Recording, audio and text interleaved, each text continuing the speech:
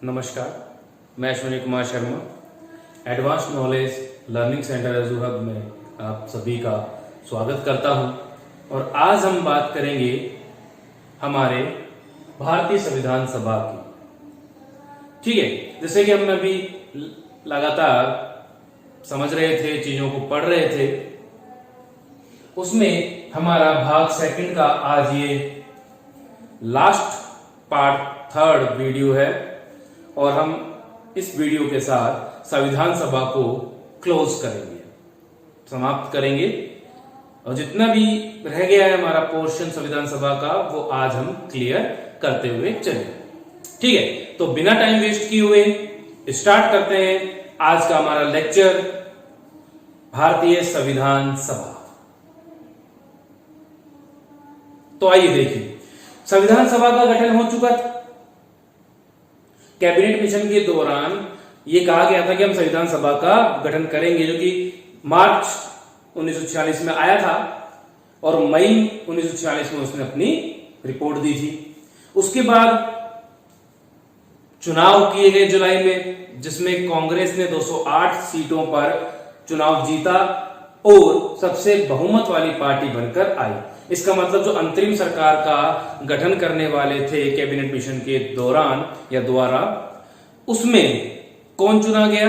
कांग्रेस एक बहुमत वाली पार्टी बनकर आई। या यूं कहिए कि सबसे ज्यादा नेता जो है वो किसके होंगे? इस सरकार किसकी बनेगी? कांग्रेस की सरकार बनेगी, क्योंकि मुस्लिम लीग को 73 सीटें मिली थी। निर्दलीय स्वतंत्र कैंडिडेट 8 जीते थे, बाकी कम्युनिस्ट पार्टी हो गई, सिख पार्टी हो गई, ऐसी पार्टियां बहुत सारी थी जिनको एक एक सीट लेकर मिली। विश्व हिंदू परिषद, बात करते हैं विश्व हिंदू परिषद की या विश्व हिंदू महासभा। उस समय महासभा थी तो उसे एक भी सीट नहीं मिली। विश्व हिंदू महासभा जो है उसे उस दौरान एक भी सीट नहीं मिल पाई, एक भी सीट पर वो विजयी नहीं हो पाए थे। ठीक है, इसके बाद क्या है, संविधान सभा में हैदराबाद रियासत जो है, जो संविधान सभा के लिए जो चुनाव हुए थे उनमें हैदराबाद जो रियासत थी उसने भाग नहीं लिया था। उसका भी एक कारण यही था कि मुस्लिम लीग जो है, हैदराबाद का जो निजाम है वो चाहता ही नहीं था। जैसा कि कहा गया था कैबिनेट मिशन में कि भाई अगर कोई रियासत, कोई भाग, कोई सदस्य नहीं भाग लेना चाहे और अपना खुद का अलग से संविधान बनाना चाहे तो वो बना सकता है। इस संविधान सभा के निर्माण में जो हम अंतरिम चुनाव सरकार बनाएंगे चुनाव के बाद, उसमें अगर वो पार्टिसिपेट नहीं करना चाहता है तो ना करे। और यही हुआ कि हैदराबाद रियासत ने उसमें भाग नहीं लिया। 16 अगस्त 1946 को मौलाना अबुल कलाम आजाद जी ये कहते हैं कि वो भारत इतिहास का काला दिन था। क्यों? क्योंकि उस समय मुस्लिम लीग ने उसे जो है वो क्या कहा था, प्रत्यक्ष कार्यवाही दिवस के रूप में मनाया था। बहुत कत्लेआम हुए थे, इसलिए आजाद जी ने इसे क्या कहा, काला दिन। भारतीय इतिहास का काला दिन भी कहा जाता है। कौन सा? 16 अगस्त 1946। शुक्र मानिए कि हमारा संविधान बनके जल्दी तैयार हो गया और हमने 14 अगस्त की रात को ही हमारा बन गया था। तो 14 अगस्त को पाकिस्तान मनाता है, मध्य रात्रि में हुआ था। पाकिस्तान अलग, इसलिए वो अपने आप को 14 तारीख को स्वतंत्र बताता है, इसलिए 14 तारीख को मनाता है। और हम मनाते हैं 15 अगस्त 1947 से आजाद। ठीक एक साल पहले ये घटना हुई थी। अगर 16 अगस्त की रात को हो रहे होते तो हम भी 15 अगस्त को बनाना प्रेफर करते हैं। जैसे कि अगर मान लीजिए 15 अगस्त की मध्य रात्रि को हम आजाद हुए होते तो हम 16 अगस्त को नहीं चुनते, हम भी किसको चुनते?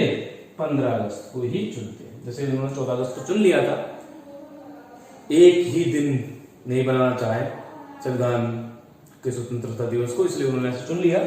हम भी फिर 15 अगस्त को ही चुनते हैं, हमारे पास कोई ऑप्शन नहीं था, क्योंकि 16 अगस्त जो है वो काला दिवस के रूप में हमारे महान नेताओं ने पहले ही कह दिया था। तो उस दिवस को ही अपने स्वतंत्रता दिवस मनाने का बिल्कुल भी विचार शायद नहीं होता हमारे मन में, इसलिए हमने 15 अगस्त को ले लिया। हम भी 14 अगस्त चाहते तो ले सकते थे, लेकिन नहीं लिया तो कोई दिक्कत नहीं है, नहीं लिया तो इसमें कोई इश्यू नहीं है। 15 अगस्त बहुत अच्छी डेट है, हम आजाद हो गए। ठीक है, तो हमारी बात यह है कि भी काला दिवस बनाया गया था। एक बार इसको रब कर देते हैं।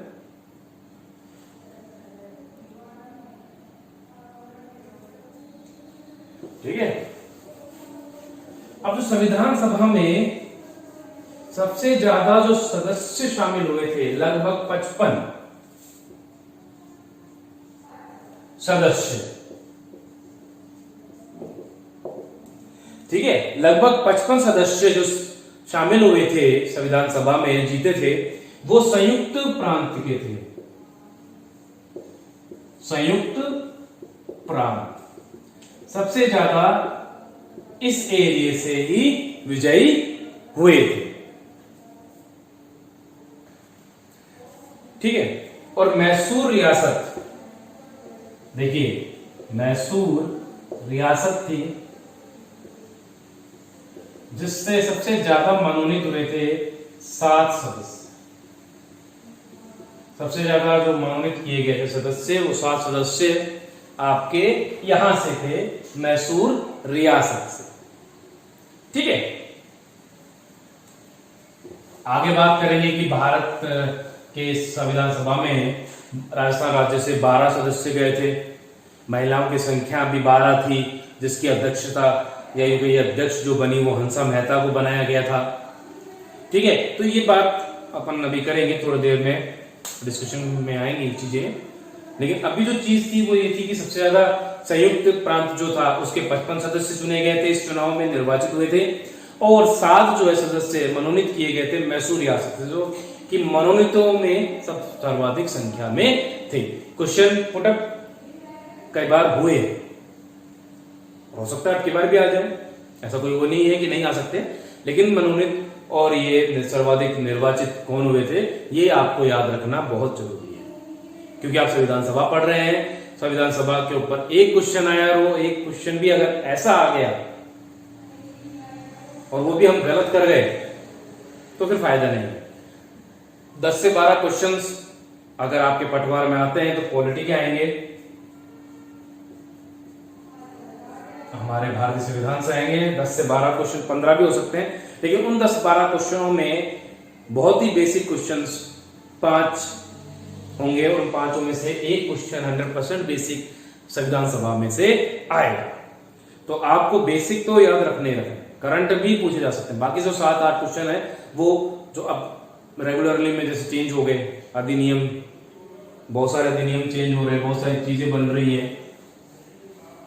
महामारी एक्ट के ऊपर बात आ गई, तो महामारी का अधिनियम जो बना था वो कौन सा अधिनियम था, कब पारित हुआ, कब क्या हुआ, उसके ऊपर भी अपन चर्चा करेंगे जब हम संविधान भाग 3 पढ़ रहे होंगे, जहां हम आपको एक एक भाग को करके बताएंगे। उसके बाद जो बेसिकली अमेंडमेंट्स हुए हैं, जो कि इंपॉर्टेंट अमेंडमेंट्स हैं, और अभी करंटली जो अमेंडमेंट्स हुए हैं जो कि हमारे लिए बहुत नीड है जिनको समझना, उनको भी आपको कराया जाएगा, जिससे कि आपको उस फील्ड की सारी नॉलेज रह जाए। ठीक है, आपको दिक्कत बिल्कुल भी नहीं आए। और ये जरूरी है कि अगर आपको दिक्कत आएगी तो फिर हम लोग भी ढंग से काम नहीं कर पाएंगे। भाई अगर आप लोगों को कोई दिक्कत आई और आप लोगों को हम समझा नहीं पाए तो फिर हमारा फायदा भी नहीं हुआ। ठीक है, तो सारी चीजें हम डिस्कशन में करेंगे एक के बाद एक। अभी हम भाग किसकी बात कर रहे हैं, 2 की, भारतीय संविधान सभा की। तो उसमें हमने ये बातें पढ़ी थी जो कि आपको याद रखनी बहुत ही इंपॉर्टेंट है। अब देखिए, जो चुनाव हुए जुलाई में, उसके बाद 2 सितंबर 1946 को हमारे देश में अंतरिम सरकार बनती है, जिसकी अध्यक्षता करते हैं लॉर्ड माउंटबेटन, जो कि उस समय आ गए थे बनकर वायसराय, अंतिम गवर्नर जनरल।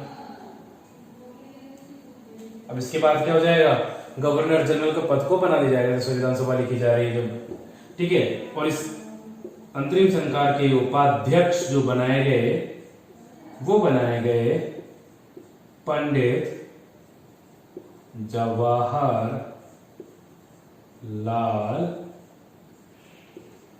नेहरू, ठीक है। अध्यक्ष कौन थे, लॉर्ड माउंटबेटन थे, और उपाध्यक्ष कौन थे, पंडित जवाहरलाल नेहरू जी थे, ठीक है, याद रहेगा। ये हमारी अंतरिम सरकार बन गई 2 सितंबर 1946 को। लेकिन एक बात नोट करने वाली है कि इस समय मुस्लिम लीग ने चूंकि बहिष्कार कर दिया था इस सरकार का, अपनी अल्पमतता को देखकर, अल्प मताधिकार को देखकर कि भाई हमारा तो इस अंतरिम सरकार में अब हमारा तो कुछ भी नहीं चलेगा, संविधान सभा में हम जैसा संविधान लिखवाना चाह रहे हैं, जो चीजें बताना चाह रहे हैं, हो सकता है क्योंकि 208 सीटें किसकी हैं, कांग्रेस की, तो चलेगी किसकी, कांग्रेस की, इसलिए हमारा कुछ अस्तित्व नहीं होगा। इसलिए उन्होंने क्या कर दिया, बहिष्कार कर दिया। किसका बहिष्कार कर दिया, इस अंतरिम सरकार में शामिल होने से मना कर दिया, अपनी अल्प अवस्था को देखकर, ठीक है। लेकिन 26 अक्टूबर को थोड़ा विचार विमर्श हुए, थोड़ी बातें हुई, थोड़ा समझाइश हुई, उसके बाद 26 अक्टूबर 1946 को मुस्लिम लीग के 5 सदस्यों को शामिल किया गया। कितने सदस्य शामिल हुए, 5 सदस्य, ठीक है, वो 5 सदस्य शामिल हुए, ठीक है। तो यहां तक हम आपको बात कर रहे हैं। अब अंतरिम सरकार क्या थी, कौन कौन क्या था, ये अभी बात करेंगे। लेकिन बेसिकली था कि 2 सितंबर 1946 में जब अंतरिम सरकार बनी उस समय मुस्लिम लीग उसमें शामिल नहीं थी, लेकिन प्रयास हुए 26 अक्टूबर 1946 को मुस्लिम लीग के 5 सदस्य अंतरिम सरकार में शामिल किए, ठीक है। अंतरिम सरकार का मतलब पुनर्गठित जो हुई अंतरिम सरकार, उसमें 5 सदस्यों को शामिल कर लिया गया, जो संविधान सभा के निर्माण में महत्वपूर्ण योगदान देंगे, सरकार चलाएंगे, बातचीत होंगी, इसलिए 5 सदस्यों को शामिल कर लिया गया। एक बात नोट करने वाली है, 34वें गवर्नर जनरल या वायसराय सब मिलाकर एक ही था, तो 34वें नंबर के थे लॉर्ड माउंटबेटन, ये सबसे अंतिम भी थे और उनका क्रमांक 34वां था गवर्नर जनरल में, ठीक है। ये याद रखिएगा, कई बार ये चीजें पूछ ली जाती है, ठीक है। तो देखिए, अब हम अंतरिम सरकार के बारे में बात कर रहे थे कि अंतरिम सरकार के अध्यक्ष और उपाध्यक्ष। अब हम बात करते हैं कि अंतरिम सरकार जो गठित हो चुकी है उसमें कौन कौन सदस्य था। तो देखिए, अध्यक्ष पद का जो था वो लॉर्ड माउंटबेटन को मिला, उपाध्यक्ष जो बने वो पंडित जवाहरलाल नेहरू बने, कांग्रेस के थे, और इनका उपाध्यक्ष बनना इसलिए भी था क्योंकि कांग्रेस सबसे बहुमत वाली पार्टी बनकर आई थी अंतरिम चुनावों में, ठीक है। अंतरिम सरकार जो बनी है उसमें चुनाव जो हुए थे उसमें सबसे बहुमत वाली पार्टी कौन थी, कांग्रेस, इसलिए। खाद्य एवं कृषि मंत्री डॉक्टर राजेंद्र प्रसाद जी को बनाया गया, रक्षा मंत्री बलदेव सिंह जी बने, गृह मंत्री सरदार वल्लभ भाई पटेल जी रहे, शिक्षा मंत्री श्री राजा गोपालाचारी, विधि और कानून मंत्री जोगेंद्र नाथ मंडल, श्रम मंत्री बाबू जगजीवन राम, वित्त मंत्री लियाकत अली जी को बनाया गया, रेलवे मंत्री आसिफ अली और उद्योग मंत्री बने जॉन मथाई। तो एक बार आप स्नैपशॉट अगर लेना चाहें, याद रखना चाहें तो ले सकते हैं। ठीक है, तो ये था हमारा अंतरिम सरकार का गठन हो चुका है 2 सितंबर 1946 को, जिसमें मुख्य मुख्य जो पद हैं उनके बारे में मैंने आपको बता दिया है कि ये मुख्य पद थे जो किसको मिले हैं, इन व्यक्तियों को मिले। अब अगर आपसे पूछा जाए कि रक्षा मंत्री कौन थे अंतरिम सरकार के समय, जो अंतरिम सरकार बनी थी 2 सितंबर 1946 को, तो रक्षा मंत्री कौन थे? देखिए, रक्षा कौन कर सकता है? जिसके पास बल हो। तो ऑप्शन आपके पास आएंगे तो आपको याद रखना है कि एक ऑप्शन आपको मिलेगा बलदेव सिंह, और रक्षा वही कर सकता है जिसके पास बल हो।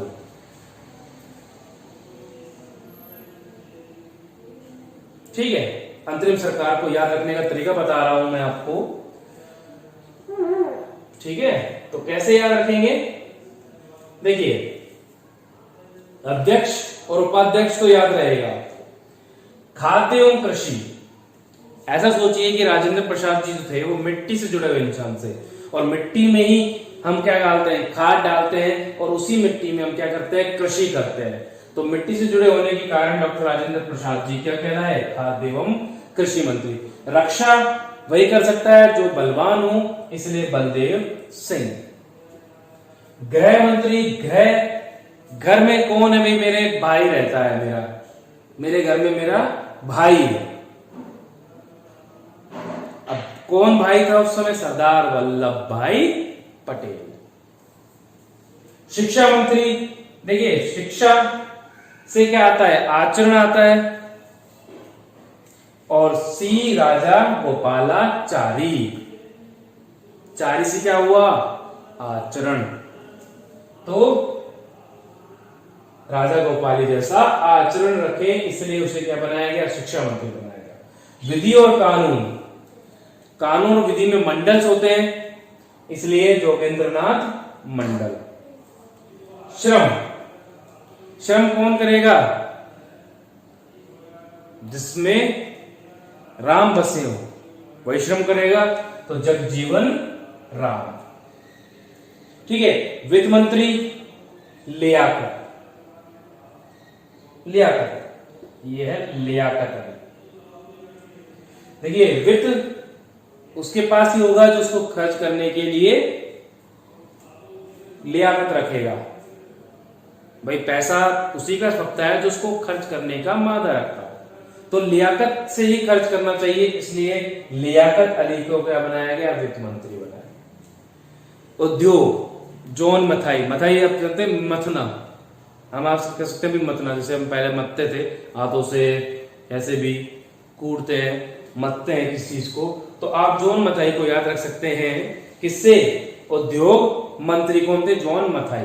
आसिफ अली आप याद रख सकते हैं, रेलवे मंत्री आसिफ अली। इसकी कोई ट्रिक नहीं है कि याद रखने की, तो कुछ ऐसी चीजें होती हैं जिनकी ट्रिक्स नहीं बना पाते हैं हम भी, आप हो सकता है हमसे बेहतर बना पाए, लेकिन याद रखने का मैंने एक तरीका बता दिया, एक छोटा सा तरीका, जिसे आप अगर लगातार पढ़ते रहे, याद करते रहे, तो हो सकता है ये अंतरिम सरकार आपको याद हो जाए। ठीक है, तो अब हम आगे बढ़ते हैं, अंतरिम सरकार को रब कर देते हैं। देखिए, अब अंतरिम सरकार बन गई, अब हमारी संविधान सभा का गठन होगा, हो चुका गठन, तो संविधान सभा की स्थापना। अब हम बात कर रहे हैं संविधान सभा की स्थापना की। तो देखिए, स्थापना कब की गई, देखिए अक्टूबर तक तो निर्णय चल रहा है, अभी अक्टूबर में शामिल हो रहे हैं, 26 अक्टूबर को शामिल हुए हैं मुस्लिम लीग के कुछ सदस्य, उसके बाद 1 महीने तक आराम से थोड़ा सा बातचीत हुई होंगी। तो 6 दिसंबर 1946 को आपकी संविधान सभा का क्या कर दिया जाता है, गठन कर दिया जाता है, स्थापना कर दी जाती है। याद रखिएगा कि स्थापना हुई है 6 दिसंबर 1946 को। ठीक है, 6 दिसंबर 1946 को इसकी स्थापना हुई है। और पहली बैठक जो है संविधान सभा की स्थापना के बाद, पहली बैठक जो संविधान सभा की हुई है, पहली बैठक, देखिए अब संविधान सभा की स्थापना होगी, बन गई, अब सदस्य चुने जाएंगे। सदस्यों से पहले क्या चुना जाएगा? जो सदस्य आए, जैसे चुनाव हो चुके हैं 296 पर चुनाव हो चुके हैं, तो सारे क्या सदस्य हैं? संविधान सभा के सदस्य ही हैं। जो अंतरिम सरकार के सदस्य बने वो भी किसके सदस्य हैं? संविधान सभा के सदस्य तो है ही। तो ठीक है, अब उन सब में सबसे पहली बात निकल के आती है कि साहब आप भी देखते होंगे कि प्रोटेम स्पीकर एक वर्ड आता है जब हमारी संविधान सभा, हमारी विधानसभा हो चाहे लोकसभा हो, जब पहला दिन आता है तो राष्ट्रपति किसी को वरिष्ठता के आधार पर पद की गरिमा की शपथ दिलाकर एक दिन उसे अध्यक्ष बनाता है और फिर वो उस दिन की सभा चलाता है और सर्वसम्मति से सबके मताधिकार पर बहुमत वाली पार्टी अधिकतर उसी का ही बनता है स्पीकर, और एक परमानेंट स्पीकर को बनाया जाता है। तो प्रोटेम स्पीकर अस्थायी होता है, ठीक है। उसी तरीके से तो लेकिन चुनता कौन है? राष्ट्रपति। लेकिन यहां पे हम बात कर रहे हैं स्पीकर के ऊपर कि भाई स्पीकर को कौन चुन रहा है? सारे सदस्य चुन रहे हैं, मत देते हैं और जो सबसे ज्यादा मत पा लेता है वो बन जाता है आपका स्पीकर। तो ऐसा ही था, पहली बैठक हुई तो भाई बैठक की अध्यक्षता कौन करेगा? कोई तो ऐसा बंदा होना चाहिए जो अध्यक्ष पद को बनाए, ठीक है। जो आज का वर्तमान भवन है, जो संविधान, हमारा विधानसभा, हमारा संसद भवन है, उसका जो केंद्रीय कक्ष है, पहले इतना बड़ा बनाया हुआ ही था, जो उसका केंद्रीय कक्ष है उसमें सुबह 11 बजे के करीब ये बैठक स्टार्ट करी, ठीक है। 211 सदस्य शामिल हुए थे उस समय, पूरे शामिल नहीं हुए थे, आपको भी पता है 211 शामिल होने चाहिए। 8 जो है निर्दलीय और आपके 73 सदस्य, अगर आप देखें 73 सदस्य मुस्लिम लीग के वो थे, लेकिन फिर भी 296 और सदस्य थे और आपके 93 सदस्य, 92 सदस्य आप कहां से चुनने थे? मनोनीत करने थे। उसके बाद जो सदस्यों की संख्या थी वो 389 थी, लेकिन फिर भी कितने सदस्य शामिल हुए? 211 सदस्य शामिल हुए, ठीक है। उस समय 11 बजे जब संविधान सभा ये पहली बैठक शुरू हुई तो 211 सदस्य शामिल हुए थे उसमें, और उन सब ने सर्वसम्मति से वरिष्ठता के आधार पर, ये याद रखिएगा कि पहली बैठक में वरिष्ठता के आधार पर, वरिष्ठता के आधार पर किसे चुना? सच्चिदानंद सिन्हा जी को चुना गया। सच्चिदानंद सिन्हा जी को सर्वसम्मति से वरिष्ठता के आधार पर अध्यक्ष बनाया गया संविधान सभा का अस्थायी अध्यक्ष। ये पहली बैठक कर दी, अब जब आगे बैठक होंगे तो उसमें हम थोड़ा सा निर्णय कर लेंगे और उस आधार पर बना देंगे हमारा मेन अध्यक्ष कि सच्चिदानंद जी रहेंगे या कोई और बनेगा। लेकिन अब इस समय वरिष्ठता के आधार पर एक बंदा होना चाहिए जो बैठक में हमारे लिए कुछ बोले, हमको कुछ बताए और हम उसके आधार पर कुछ काम करना शुरू करें। तो उन्होंने वरिष्ठता के आधार पर, चूंकि सच्चिदानंद सिन्हा जी सबसे वरिष्ठ थे इसलिए उन्हें बनाया गया। और ये जो वरिष्ठता की परंपरा है ये फ्रांस की परंपरा है। फ्रांस जो है उसकी परंपरा के अनुसार ये चीज करेगी वरिष्ठता के आधार पर। अब देखिए हमारे देश में वरिष्ठता के आधार पर हम पुरखों से चलते आ रहे हैं कि जो वरिष्ठ है, घर में बुजुर्ग है, सबसे पहले उसकी बात को सुना जाता है, वो निर्णय लेता है, वो बड़ा होता है। लेकिन फिर भी हमने विदेशी कल्चर पर उनकी परंपराओं को हमारे अंदर शामिल किया, इसलिए संविधान में कहीं ना कहीं थोड़ी बहुत कमी खामियां जरूरी रही, इसलिए बार बार हमारा संविधान, इतना बड़ा संविधान होने के बावजूद भी सबसे ज्यादा संशोधन करने वाला संविधान भी है विश्व में। अगर कोई देखा जाए तो इतने संशोधन शायद ही किसी देश में हुए होंगे जितने हमारे में इतने 50, 60, 70 सालों में हो गए। चलिए आगे बात करते हैं। वरिष्ठता के आधार पर बात हो गई है। सच्चिदानंद सिन्हा जी को बना दिया गया पहली बैठक। अब ये हुई किस दिन? 9 दिसंबर 1946 को। ये याद रखने वाली बात है कि 9 दिसंबर 1946 को संसद के केंद्रीय हॉल में हुई थी और अस्थायी वरिष्ठता के आधार पर अध्यक्ष सच्चिदानंद सिन्हा जी को बना दिया गया था। ठीक है, इसके बाद हम बात करते हैं दूसरी बैठक की। पहली बैठक तो हो गई, इतना ही काम हुआ था कि वरिष्ठता के आधार पर उनमें अध्यक्ष का चुनाव कर दिया गया। अब हम बात करते हैं इसके बाद, तो इसके बाद जो है 11 दिसंबर आता है, 11 दिसंबर 1946, और इस दिन होती है दूसरी बैठक। ठीक है, इस दिन होती है दूसरी बैठक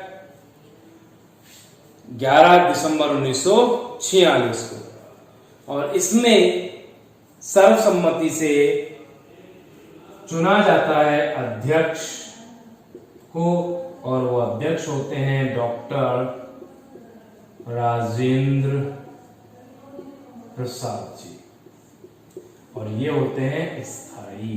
मतलब अब जब तक संविधान सभा काम करेगी, जब संविधान बनके तैयार कर देगी, जब तक उसका अध्यक्ष पद पर कौन आरूढ़ होंगे? डॉक्टर राजेंद्र प्रसाद जी रहेंगे। ठीक है, अब देखिए अध्यक्ष तो बना दिया गया, तो उपाध्यक्ष की बात भी आती है कि भाई अध्यक्ष तो बन गया है, अब उपाध्यक्ष भी बना दीजिए। तो उपाध्यक्ष जो है हमारी संविधान सभा के, वो बनाए गए हरीश चंद्र मुखर्जी। हरीश चंद्र मुखर्जी को बनाया गया। ठीक है, अब इसके बाद देखिए, ये तो हुई संविधान सभा का अध्यक्ष होगा और उपाध्यक्ष हो गया। ठीक है, अब समितियां बनी, तो अब उनकी बात ही कर रहे हैं। संवैधानिक सलाहकार समिति, संवैधानिक सलाहकार समिति, सबसे पहली संवैधानिक सलाहकार समिति, और इसके अध्यक्ष जो बनाए गए अध्यक्ष, वो बनाए गए BN राव। कौन बनाए गए? BN राव बनाए गए, और उपाध्यक्ष जो है वो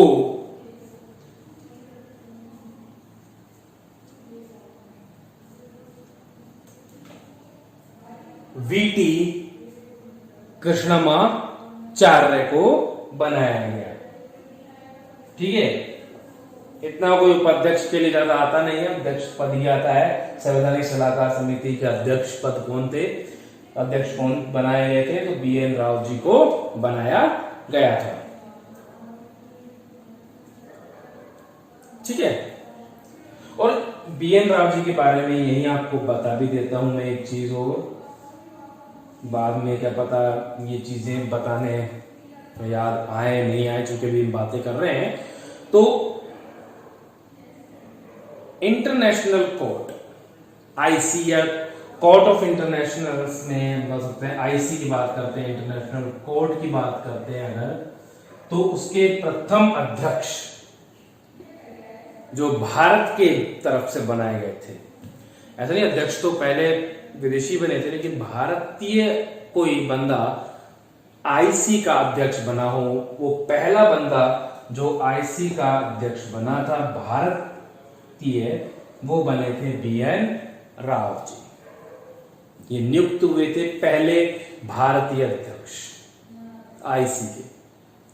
ठीक है, और वर्तमान में अगर आप जाने तो दलवीर अंसारी जी हैं, जो कि हमारे राजस्थान से ही हैं, जोधपुर से हैं बेसिकली। दलवीर अंसारी जी वो हाल फिलहाल वर्तमान में हैं, ठीक है। इसके अलावा BS पाठक जी भी रहे हैं और नगेंद्र सिंह जी भी रहे हैं। वो भी हमारे नगेंद्र सिंह जी भी डूंगरपुर से रिलेट करते हैं, ठीक है। तो इस तरह से जो क्रम है दलवीर जी का वो चौथा है, हिसाब से देखा जाए तो चौथा क्रम है, ठीक है। ये बता दिया मैंने कि ये IC के भारत की तरफ से पहले अध्यक्ष पद पे निर्वाचित हुए थे, ठीक है। तो ये भी एक बात याद रखने योग्य बात है जो आपको थोड़ी सी याद रह जानी चाहिए, ठीक है। दूसरी बैठक, अब दूसरी बैठक की बात करते हैं। अध्यक्ष बन गए, उपाध्यक्ष बन गए, ठीक है। अब हम बात करते हैं तीसरी बैठक की।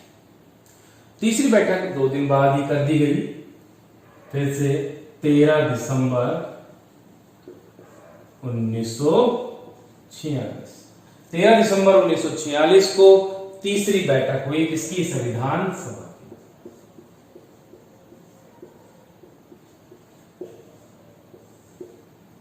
ठीक है, तीसरी बैठक हुई संविधान सभा की। और या इस दौरान जवाहरलाल नेहरू जी द्वारा, पंडित जवाहरलाल नेहरू जी द्वारा उद्देश्य प्रस्ताव,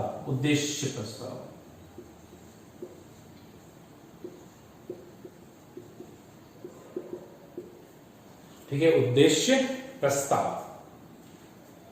प्रस्तुत किया गया था, जिस पर कि लगभग 8 दिन के करीब बहस चली।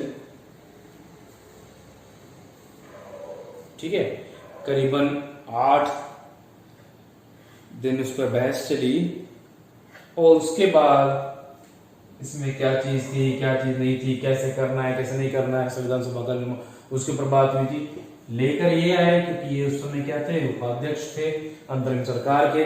लॉर्ड माउंटबेटन का कोई योगदान था नहीं क्योंकि भारतीय ही बनाएंगे संविधान सभा का गठन, भारतीय ही करेंगे अपने हिसाब से। इसलिए लेके कौन आना था, जो पंडित जवाहरलाल नेहरू लेके आने थे। 8 दिन बहस चली और 22 जनवरी 1947 22 जनवरी 1947 को क्या हो गया, प्रस्ताव पारित हो गया, स्वीकृत कर लिया गया कि भाई यहां ये हिसाब होगा। ठीक है, तो इस तरह से हमारा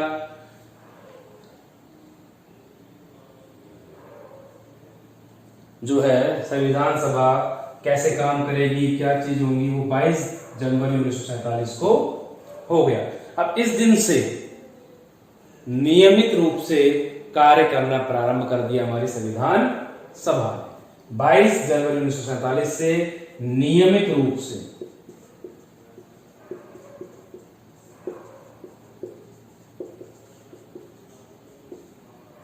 कार्य प्रारंभ कर दिया गया संविधान सभा द्वारा। ठीक है, तो यहां तक हम अब बात कर रहे हैं। आप यहां तक जितना आपको समझ में आया है उतना बहुत अच्छी बात है। जिनको समझ में नहीं आया है या कुछ पूछना चाह रहे हैं तो वो हमें हमारे कमेंट बॉक्स में लिखकर भेज सकते हैं। हमारे व्हाट्सएप नंबर मेरे स्टूडेंट्स आप लोगों के पास हैं, नहीं है तो हम हमारे वीडियो के लास्ट में स्क्रॉल कर आपको बता देंगे, या हमारे लास्ट में हम आपको हमारे व्हाट्सएप नंबर डिस्प्ले कर देंगे। आपकी कोई भी प्रॉब्लम हो, कोई भी जिज्ञासा हो, पॉलिटी से रिलेटेड, इंडियन ज्योग्राफी से रिलेटेड, राजस्थान ज्योग्राफी से related, Rajasthan history, Indian history, किसी भी सब्जेक्ट जो कि पटवार 2020 में आने वाले हैं, चाहे वो इंग्लिश हो, हिंदी हो, किसी भी सब्जेक्ट से रिलेटेड कोई भी प्रॉब्लम हो, आप हमें अपने सुझाव भेज सकते हैं। अपने क्वेश्चंस को भेज सकते हैं। उनके सॉल्यूशंस आपको बाकायदा वीडियो बनाकर हम बता सकने की पूरी कोशिश करेंगे। अगर वीडियो नहीं बन पाता है तो हम आपको व्हाट्सएप पे इमेज में पूरा बनाकर देंगे। रिटर्न डॉक्यूमेंट का स्कैन कॉपी आपके पास भेजी जाएगी, जिसमें पूरा एक्सप्लेनेशन होगा जो चीज आप पूछ रहे थे उसका। ठीक है, तो अब हम आगे चलते हैं। यहां तक नोट कर लिया हो तो हम अब आगे बढ़ते हैं।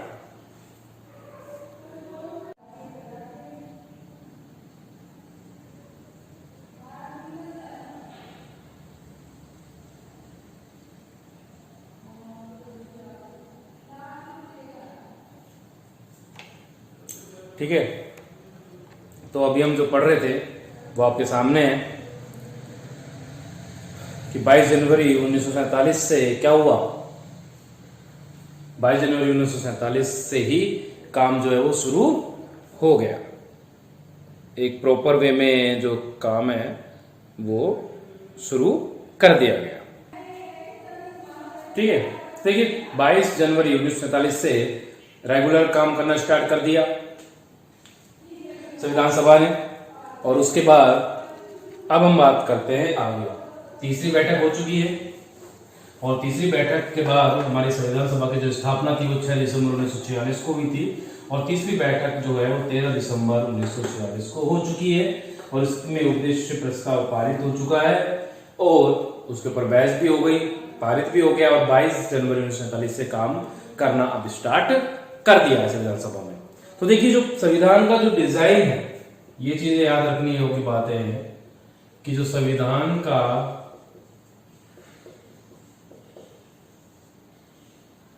डिजाइन कह सकते हैं या प्रारूप कह सकते हैं, वो BN राव ने दिया था। ठीक है, तो आप ये कह सकते हैं कि जो भारतीय संविधान के प्रारूप के निर्माता थे, जो प्रारूप जो है भारतीय संविधान का प्रारूप कैसा होगा क्या होगा, उसके निर्माता आप इन्हें कह सकते हैं। संविधान के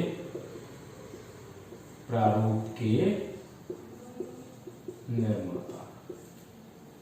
ठीक है, संविधान के जो प्रारूप के निर्माता कौन है?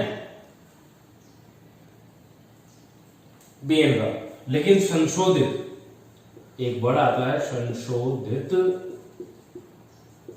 संविधान के प्रारूप के निर्माता अगर जोड़ा जाए, संशोधित जोड़ दिया जाता है तो डॉक्टर भीमराव अंबेडकर।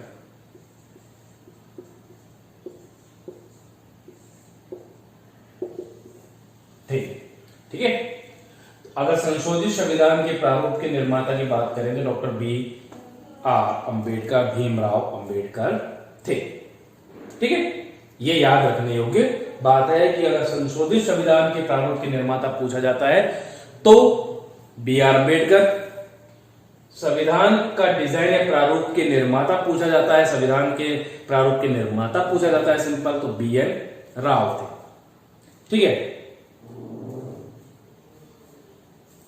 अब एक बात आती है कि संविधान का जो वाचक था, भाई जो संविधान को वाचन करेगा जिस संविधान का बनने के बाद संविधान का वाचन करेंगे, उसके अंदर क्या बातें हैं क्या नहीं है, चीजें डाली गाली हैं, ये वो सब या संवाददाता जैसे कहते हैं कि जैसे हम कोई न्यूज पढ़ते हैं तो न्यूज में जो पूरा कैमरा लगा होता है तो कैमरामैन के साथ संवाददाता जो है वो व्यक्त करता है अपनी बातें कि भाई हाँ ये चीज हो रही है, देखिए ये। तो ये सब चीजें जो हैं वो एक वाचक या संवाददाता बताता है। और संविधान का वाचक जो है, संविधान का वाचक या संवाददाता, वाचक या संवाददाता जो थे वो सर्वपल्ली राधाकृष्णन जी थे। सर्वपल्ली राधा कृष्णन थे।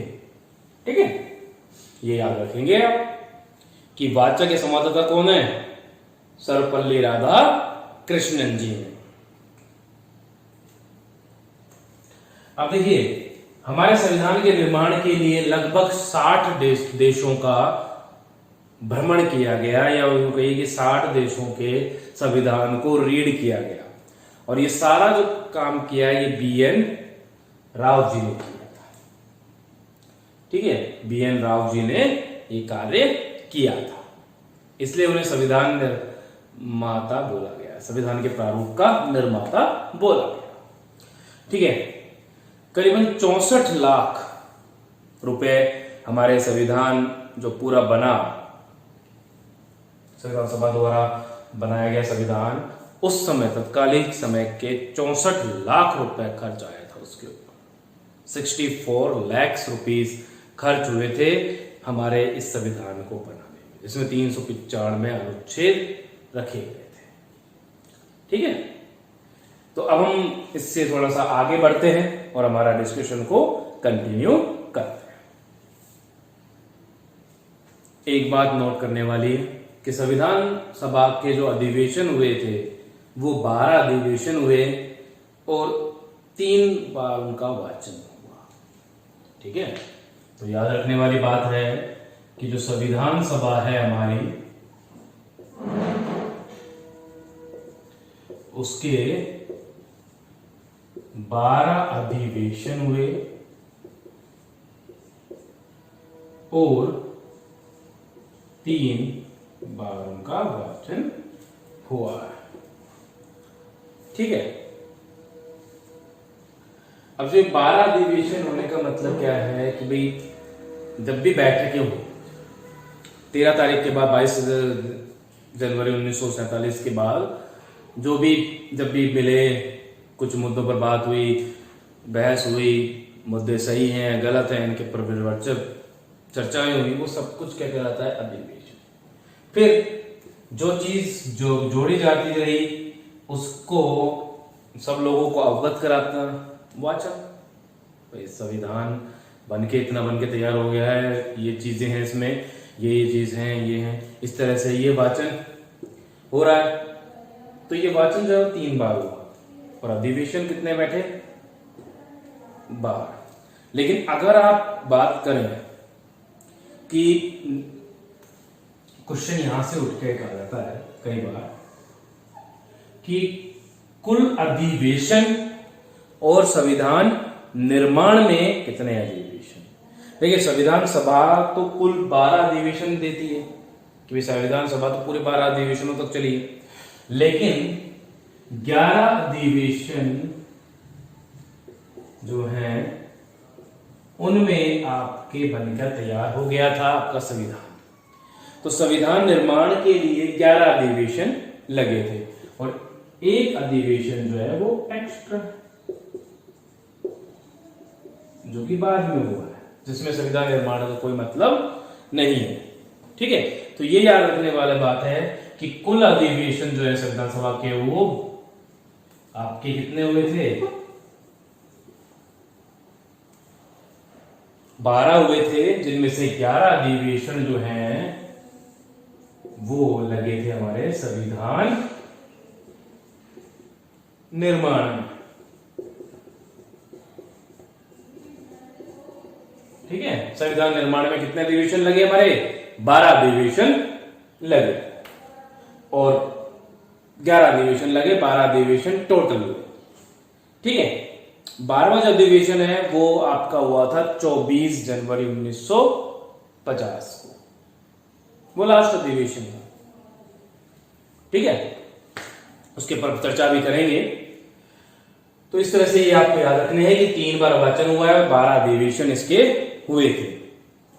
ठीक है, चूंकि देखिए 12वां अधिवेशन 24 जनवरी 1950 को हुआ था, और सब जानते हैं 26 जनवरी 1950 को हम गणतंत्र दिवस के रूप में मनाते हैं। इसका मतलब हमारा जो संविधान है वो हमने उस समय अंगीकृत कर लिया था, लेकिन 26 नवंबर 1949 को हमारा संविधान बनकर तैयार हो गया था और कुछ उसके अधिनियम या कहिए कि अनुच्छेद उस समय लागू कर दिए गए थे। लेकिन पूरा लागू इसलिए नहीं किया गया था क्योंकि 26 जनवरी एक बहुत बड़ा कारण है उसको बनाने का, क्योंकि अगर आप पीछे जाएं, स्वराज की घोषणा कर कर झंडा फहराया जाता है रावी नदी के तट पर पंडित जवाहरलाल नेहरू द्वारा, तो वो 26 जनवरी को ही फहराया गया था। इसलिए 26 जनवरी एक इंपॉर्टेंट दिन था और उस दिन स्वतंत्रता की हमने घोषणा कर दी थी, स्वराज की घोषणा की थी। तो हमारा 26 जनवरी जो उस समय से हम बना के आ रहे थे लगातार, कहीं ना कहीं 15 अगस्त 1947 को जब हमारा देश आजाद हो जाता है तो उस दिवस की महत्ता खत्म हो गई। और अगर हम 26 नवंबर 1949 को बनकर तैयार हुए हमारे संविधान को 2 महीने रोक लेते हैं तो उसमें कोई बड़ी बात आपत्ति नहीं है। कुछ अधिनियम लागू कर देते हैं जो कि इंपॉर्टेंट थे अनुच्छेद, उनको लागू कर दिया गया हाथों हाथ ही, और बाकी पूरा संविधान को रोक लिया गया लागू करने से। कि किस दिन रोक रखा जाएगा? 26 जनवरी 1950 को कर दिया जाएगा, 26 जनवरी की महत्ता को बनाए रखने के लिए कि भाई वो भी एक दिवस के रूप में हमेशा याद रहे हमारे जहन में। इसलिए 12वां अधिवेशन बाद में हुआ, 26 नवंबर को बनकर तैयार हो गया था हमारा, इसलिए कुल मिलाकर 11 अधिवेशन ही माने जाते हैं संविधान निर्माण में। और टोटल संविधान सभा तो 24 जनवरी 1950 को ही बैठेगी, इसलिए उसको मिलाकर कुल 12 अधिवेशन करते हैं। ठीक है, तो देखिए अब शुरुआत जो की गई वो की गई प्रस्तावना से। और देखिए प्रस्तावना क्या है कि भाई किसी भी देश के जो संविधान लिखा जा रहा है उसमें क्या उद्देश्य होंगे, क्या उनकी परिकल्पनाएं होंगी, किस चीज को साकार करना चाह रहे हैं, उन सब मुद्दों पर क्या लक्ष्य है उनके, उन सब मुद्दों को लेकर एक ब्रीफ कह सकते हैं समरी टाइप कुछ बताना, उसी को कहते हैं संविधान का प्रस्तावना।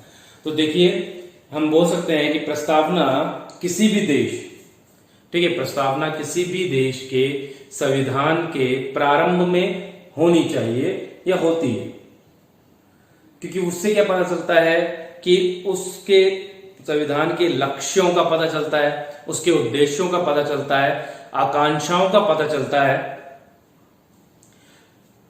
क्योंकि वो क्या करता है, लक्ष्यों को, उद्देश्यों को, आकांक्षाओं को प्रकट करने वाली एक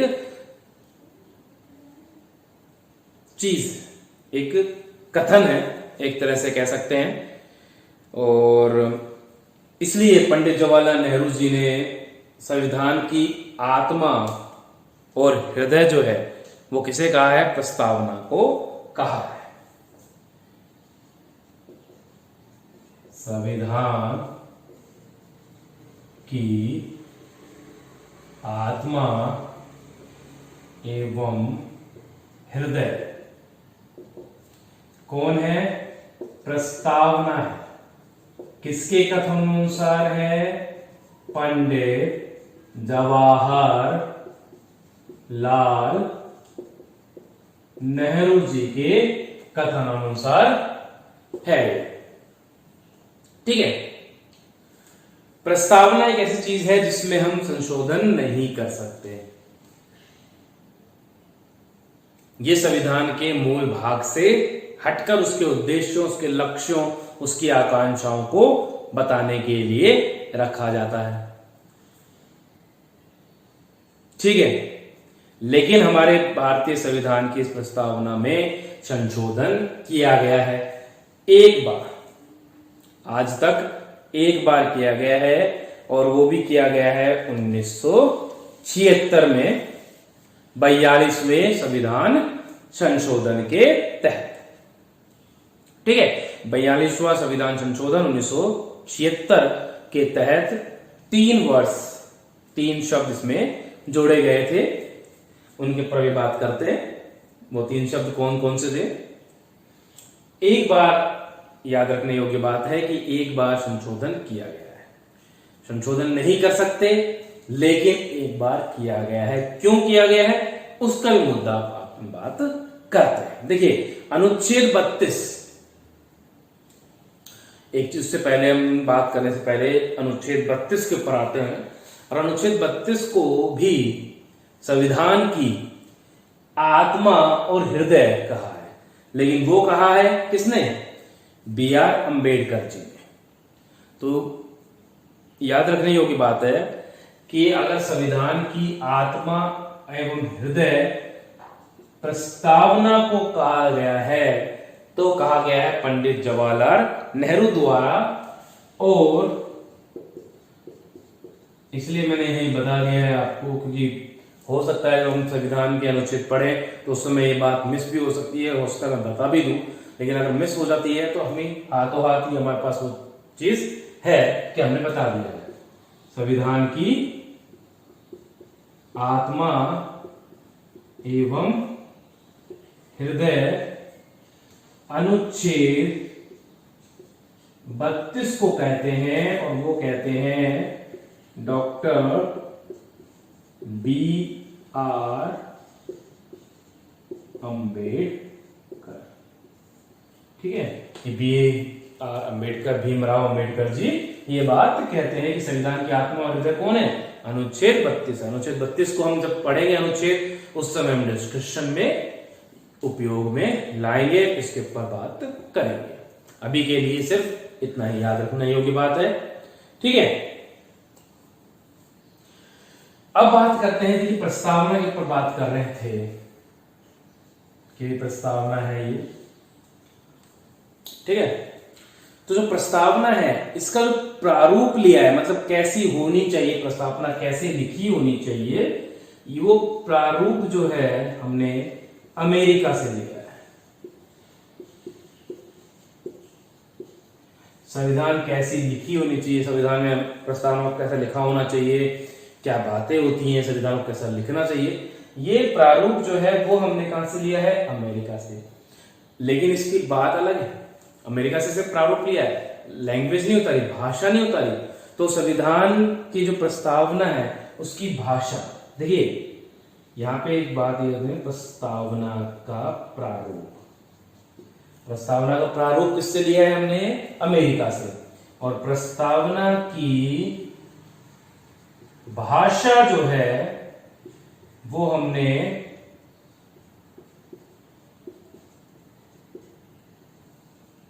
ऑस्ट्रेलिया से। ठीक है, याद रहेगा कि प्रस्तावना का प्रारूप किससे लिया है? अमेरिका से। प्रस्तावना की भाषा किससे ली है? ऑस्ट्रेलिया से हमने ली है। और अब हम बात आगे बढ़ते हैं, जो मुद्दा हम कह रहे थे। तो देखिए 1960 में क्या होता है, बात कर रहे हैं 1960 की। 1900 देखिए अभी हम बन के तैयार नहीं हुआ, लेकिन चूंकि प्रस्तावना है, प्रस्तावना में तीन हमने बता दिए कि तीन शब्द जोड़े गए हैं। एक बार संशोधन हुआ है, तो संशोधन क्यों हुआ है, क्यों जोड़े गए हैं, उसके ऊपर अपन बात करते हैं। बात करते हैं हम सन 1960 की। 1960 में क्या है, एक मुद्दा आ जाता है, द वेरुवारी यूनियन विवाद। कौन सा विवाद आ जाता है? द वेरुवारी यूनियन विवाद। ठीक है, क्या था इस विवाद में? इस विवाद में था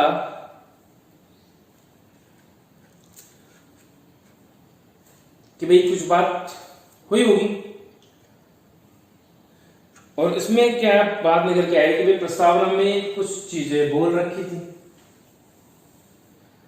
उसके अनुसार ये विवाद गर्मा गया। तो सुप्रीम कोर्ट में जब गया तो सुप्रीम कोर्ट ने अपने आदेश दिया कि भाई प्रस्तावना संसद में जब गया हुआ तो उसने कहा संविधान का भाग नहीं है प्रस्तावना। ठीक है, और संसद प्रस्तावना पर संशोधन नहीं कर सकती। ठीक है,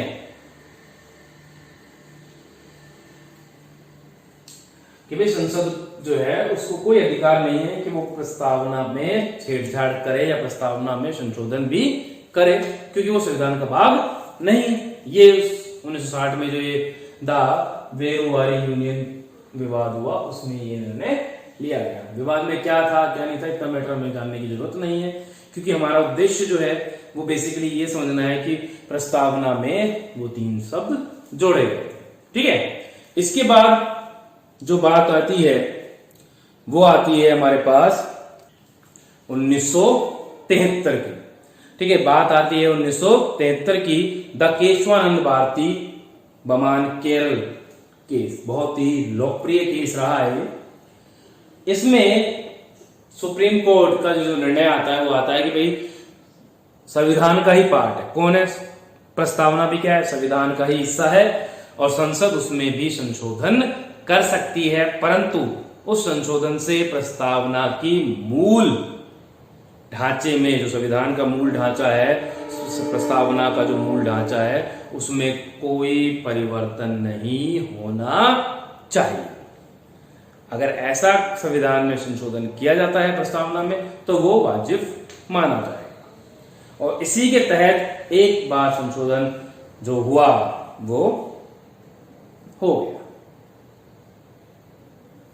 ठीक है, उसके बाद एसआर बॉम्बे विवाद आया 1994 में, जिसमें प्रस्तावना को संविधान का भाग माना गया।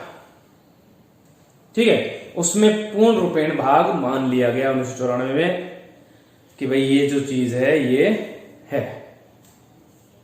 ठीक है, तो बात आती है कि भाई 3 शब्द जोड़े गए। संशोधन हुआ, सबको पता है संशोधन हुआ था 1976 में, 42 का संविधान संशोधन हुआ, और उस संशोधन के तहत 3 शब्द जो हैं वो प्रस्तावना में शामिल किए गए, और वो 3 शब्द थे हमारे लिए समाजवाद। पहला शब्द जो था वो था समाजवाद, दूसरा पंथ निरपेक्ष, और तीसरा अखंडता। ठीक है, तो ये तीनों शब्द जोड़ दिए गए 42वें संविधान संशोधन 1976 द्वारा, समाजवाद, पंथ निरपेक्ष एवं अखंडता। ठीक है, इसके बाद अभी तक कोई और संशोधन किया नहीं गया है। अभी तक सिर्फ एक बार ही प्रस्तावना में संशोधन किया गया है। अब हम बात करते हैं कि प्रस्तावना में कई बार क्वेश्चन आता है कि भारत शब्द का उल्लेख कितनी बार हुआ है। प्रस्तावना में भारत शब्द का उल्लेख 2 बार किया गया है। हम भारत के लोग, ठीक है, तो लोग और नागरिक, ये दोनों वर्ड हमारे प्रस्तावना में उपयोग में लिए गए हैं। ठीक है, इसके अलावा जो न्याय शब्द है, न्याय, वो कितने बार यूज हुआ है, ऐसा कुछ क्वेश्चन आ जाता है। तो उसमें पूछा जाता है कि न्याय कौन कौन से, ऐसा नहीं पूछता कि न्याय कितने हैं, कितनी बार आया है, पूछा जाता है कि न्याय जो है वो कौन कौन से न्यायों के ऊपर बात की गई। 3 न्यायों के ऊपर बात की गई प्रस्तावना में, सामाजिक, आर्थिक और राजनीतिक। सामाजिक, आर्थिक और राजनीतिक के ऊपर बात की गई है। 3 न्याय कौन कौन से हैं? सामाजिक, आर्थिक और राजनीतिक। ये 3 न्याय हैं जो कि हमारे बोले गए हैं प्रस्तावना में। 5 प्रकार की स्वतंत्रताएं हमको मिली हैं। विचार की स्वतंत्रता, अभिव्यक्ति की, धर्म की, उपासना की और विश्वास की स्वतंत्रता में मिली हुई है। ठीक है, तो जो स्वतंत्रताएं हैं, अगर हमसे पूछा जाए कि कितने प्रकार की स्वतंत्रताएं हमें मिली हुई है प्रस्तावना के द्वारा, तो 5 प्रकार की मिली हुई है। वो 5 प्रकार की कौन सी हैं? विचार की है, अभिव्यक्ति की है, उपासना की है, ठीक है, धर्म की है और विश्वास की है। धर्म की है एवं विश्वास की है, ठीक है। तो ये हमारे पास है 5 प्रकार की स्वतंत्रताएं। 2 प्रकार की समानताएं हैं। अब देखिए समानताएं भी इसमें शामिल की गई हैं कि समस्त नागरिकों को ये समानताएं होनी चाहिए। तो 2 प्रकार की हैं, पहली प्रतिष्ठा में और दूसरी अवसर में। इन दोनों, प्रतिष्ठा में और अवसर में, इन दोनों में समानताएं होनी चाहिए प्रत्येक नागरिक की, ठीक है। अब देखिए क्रम क्या है, हम भारत के लोग। इससे पता चलता है कि जो है वो क्या है, जनता है। भारतीय संविधान प्रस्तावना की इस बात कैसे पता चलता है कि पूरा का पूरा जो सिस्टम है वो किसके अंदर निहित है, जनता के अंदर निहित है। इसलिए ही हमारे भारतीय संविधान को हम क्या कहते हैं, भारत एक लोकतांत्रिक देश है जिसका पूरी सत्ता किसके हाथों में होती है, जनता के हाथों। प्रत्यक्ष रूप से नहीं होती, अप्रत्यक्ष रूप से होती है, परंतु होती किसमें है, जनता में ही निहित होती है, ठीक है। अब देखिए बात आती है, आगे बढ़ते हैं हम प्रस्तावना के बाद थोड़ा सा। अब जनवरी गई, फरवरी गई, मार्च, अप्रैल, मई, और फिर आता है 3 जून 1947 को माउंटबेटन की विभाजन, भारत विभाजन अधिनियम पारित करता है। उस योजना के तहत भारत का विभाजन होना प्रारंभ हो जाता है कि भाई भारत का विभाजन अब तो होगा। तो अब देखिए जब विभाजन हो गया तो अब 389 सदस्य तो रह नहीं सकते। 389 सदस्यों की सदस्यता कब तक थी, जब तक पाकिस्तान भारत में शामिल था। तो अब इसका मतलब साफ है कि सदस्यों की संख्या में गिरावट होगी और पदभार भी बदले जाएंगे, ठीक है। और पाकिस्तान के जो पहले प्राइम मिनिस्टर बनते हैं वो लियाकत अली साहब बनते हैं और मोहम्मद अली जिन्ना प्रथम गवर्नर जनरल रहते हैं पाकिस्तान के। भारत के लेकिन जो है संविधान बनने तक, संविधान सभा में जो संविधान बन जाता है उस तक जो है वो कौन से, माउंट बेटन रहते हैं और उसके बाद सी राजागोपालाचारी को बना दिया जाता है। तो इस देखिए लियाकत अली जी थे, लियाकत के साथ खर्च करना, वित्त मंत्री थे। तो अब कहीं ना कहीं आपको पता है कि सरकारों में पद भी बदला जाएगा, संविधान सभा में भी संशोधन करना पड़ेगा क्योंकि संविधान सभा के सदस्य अब क्या हो गए, कम हो गए, क्योंकि पाकिस्तान बट गया है, हिस्सा अलग हो गया है भारत से। तो उसका कानून, उसका अधिनियम अलग और हमारा कानून, हमारे अधिनियम अलग। तो 15 अगस्त 1947 के बाद फिर से बैठक बुलाई जाती है और देखिए जब बैठक हुई तो उसमें क्या हुआ, 299 सदस्य रह गए। अब भारतीय संविधान निर्मात्री सभा, संविधान सभा में कितने सदस्य रह गए, 299 सदस्य रह गए थे कुल, जिनमें से 284 सदस्य लास्ट दिन पूरे जो हस्ताक्षर किए जाएंगे 24 जनवरी 1950 को संविधान के प्रारूप पर जो हस्ताक्षर किए जा रहे हैं उनमें 284 लोग प्रेजेंट थे उस समय। उन 284 लोगों ने हस्ताक्षर किए, ठीक है, 299 में से। तो संशोधित हो गई संविधान सभा, 299 सदस्य हो गए। अब वाचन प्रक्रिया चली रही थी वाचन हुए, बैठकें हुई, ठीक है। 166वीं बैठक हुई थी 24 जनवरी 1950 को। अगर टोटल बैठकें पूछे तो कितनी हुई? 166। अधिवेशन पूछे तो 12, वाचन पूछे तो 3। वाचन, अधिवेशन और बैठक। बैठक पूछते नहीं है, मेनली अधिवेशन और आपके यही पूछा जाता है।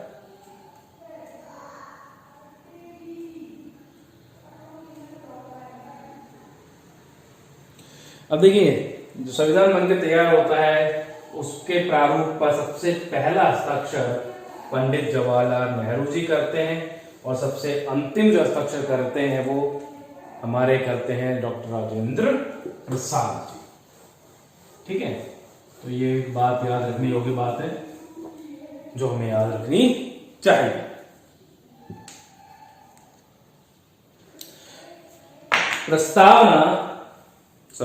प्रस्तावना राजनीतिक कुंडली है संविधान की, यही कह सकते हैं। प्रस्तावना संविधान की राजनीतिक कुंडली है, ये हमारे के.एम. मुंशी जी ने कहा था। प्रस्तावना हमारे दीर्घकालिक सपनों का एक विचार है। हमारे जो दीर्घकालिक सपने हैं उनका एक विचार है, ये कृष्णा स्वामी अय्यर जी ने कहा था। कृष्णा स्वामी अय्यर जी ने ये चीज कही थी।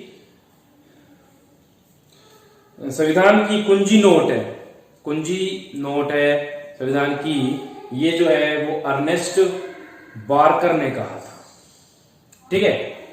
संविधान शरीर है तो प्रस्तावना उसकी आत्मा है, ये सुभाष कश्यप जी के कथन थे, जिन्होंने कहा था कि भाई अगर संविधान शरीर है तो प्रस्तावना उस शरीर की आत्मा है। प्रस्तावना को संविधान का परिचय पत्र, कि भाई अगर संविधान के बारे में समझना है तो उसका परिचय पत्र रहता है ना, तो भाई इंट्रोडक्शन किसी बंदे का, तो वो परिचय पत्र कौन है? प्रस्तावना है।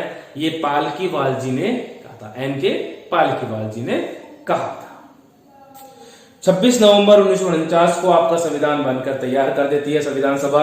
इस दिन संविधान सभा के 284 जो सदस्य हैं वो संविधान को क्या कर लेते हैं? अंगीकृत कर लेते हैं, अधिनियमित कर लेते हैं और आत्मर्पित कर लेते हैं। सिग्नेचर बाद में, ठीक है। देखिए, अंगीकृत कर लिया मतलब ग्रहण कर लिया, अधिनियमित कर लिया बना दिया गया, आत्मर्पित कर लिया गया है मतलब उसको अब पालना करी जाएगी। 26 नवंबर 1949 को कर लिया गया, मतलब इसी दिन जो है वो संविधान आपका पारित हुआ। संविधान पारित हुआ है, लागू नहीं हुआ है। कुछ नियम लागू हुए, पूर्ण संविधान लागू नहीं होता, पारित हुआ है 26 नवंबर 1949 को, और इस दिन पारित हो जाता है।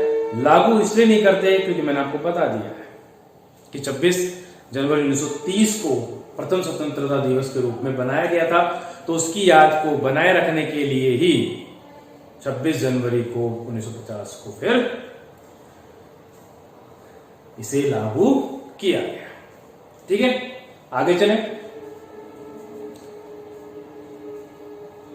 राजस्थान की ओर से क्वेश्चन आता है कई बार कि राजस्थान की ओर से सबसे पहले हस्ताक्षर करने वाले जो थे वो बलवंत राय मेहता जी थे, मेवाड़ से, ठीक है। अब कई बार आता है कि 26 नवंबर को कौन कौन से ऐसे अधिनियम है जो पारित हुए थे, अधीन अनुच्छेद। तो देखिए 26 नवंबर 1949 को लगभग 16 अनुच्छेद लागू किए गए थे। अब वो 16 अनुच्छेद जो है उनको याद रख सकते हैं आप, 5, 6, 7, 8, 9, 5, 6, 7, 8, 9 ये अनुच्छेद हैं। इन अनुच्छेदों के बारे में हम डिस्कशन करेंगे अभी। इसके बाद आपके पास जो है वो 324, 366, ठीक है, 367, 379, 380, ठीक है, 388, 391, 392, 393 और 395 ये लागू हो गए थे। तो 1 2 3 4 5 6 7 8 9 10 11 12 13 14 15।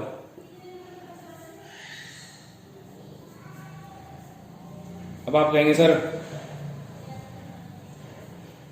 ये 15 है, तो देखिए अपने यहाँ एक भूल गए 354, लेकिन उसको लिखने की कोई आवश्यकता ऐसी नहीं है, क्योंकि संविधान के लागू होने के बारे में ही बता रहा है कि भारत का जो संविधान है वो लागू होने के बारे में ये अधिनियम है, इसलिए इसको छोड़ दिया गया। ठीक है, अब संविधान जो है 26 जनवरी 1950 को लागू कर दिया गया।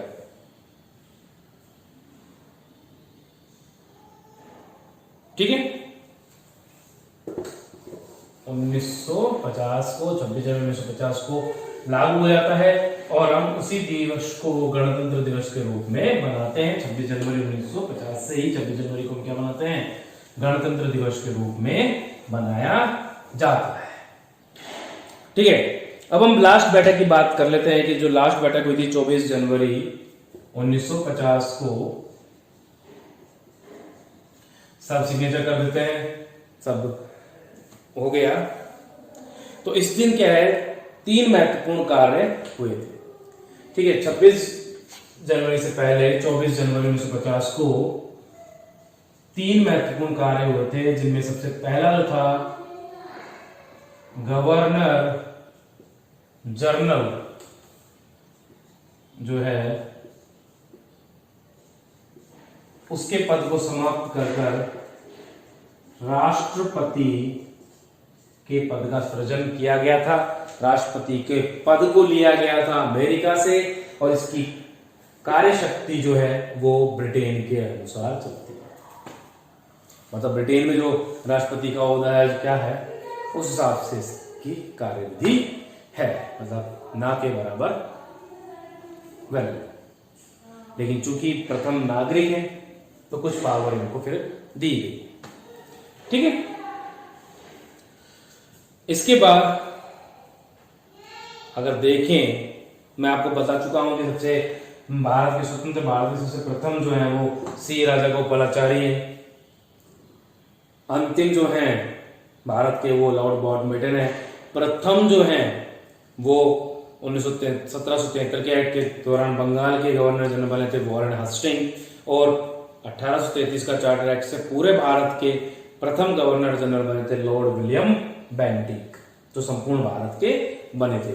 अगर संपूर्ण भारत आता है कि संपूर्ण भारत के प्रथम कौन थे, तो लॉर्ड विलियम बेंटिक आएगा, अदरवाइज वॉरेन हेस्टिंग आएगा। ठीक है, 1858 का एक्ट आया, वायसराय का पद आया, लॉर्ड कैनिंग गवर्नर जनरल से किस में कन्वर्ट हो गए, वायसराय में कन्वर्ट हो गए, और वो पहले वायसराय बने। ठीक है, जून 1948 से लेकर 24 जून 1950 तक भारत में केवल एकमात्र जो है गवर्नर जनरल के पद पर रहे थे, और वो पद जिनको मिला था वो थे सी राजागोपालाचारी। ये पहला काम हुआ था कि गवर्नर जनरल के पद को समाप्त कर दिया, राष्ट्रपति के पद का सृजन हुआ। इसके अलावा दूसरा जो है वो बना था राष्ट्रगान, और तीसरा जो है जो महत्वपूर्ण है वो आपको याद होना चाहिए। तीसरा महत्वपूर्ण कार्य क्या किया गया था, राष्ट्रगीत। राष्ट्रगीत, ठीक है। तो राष्ट्रगान कौन सा हमारा, जनगण मन, ये हमारे राष्ट्रगान गान रखा गया। रचयिता रविंद्रनाथ टैगोर जी थे। उपन्यास जिससे लिया गया था वो गीतांजलि था। प्रथम भारतीय जिन्हें 1913 में साहित्य की नोबेल पुरस्कार से नवाजा गया था वो थे रविंद्रनाथ टैगोर जी। ऐसे व्यक्ति जिन्होंने 2 देशों का राष्ट्रगान लिखा है, भारत और बांग्लादेश। देश का, दोनों देशों का इन्होंने लिखा है। हमारे राष्ट्रगान की अवधि 48 से 52 सेकंड है और इसकी मूल भाषा जो है वो बांग्ला थी। इसे सर्वप्रथम 27 दिसंबर 1911 में कांग्रेस के कलकत्ता अधिवेशन में गाया गया था, जिसके अध्यक्ष जो थे वो विशन नारायण धर थे। ठीक है, इसके बाद हम बात करते हैं कि इसमें जय शब्द का उल्लेख जो है वो 10 बार हुआ है।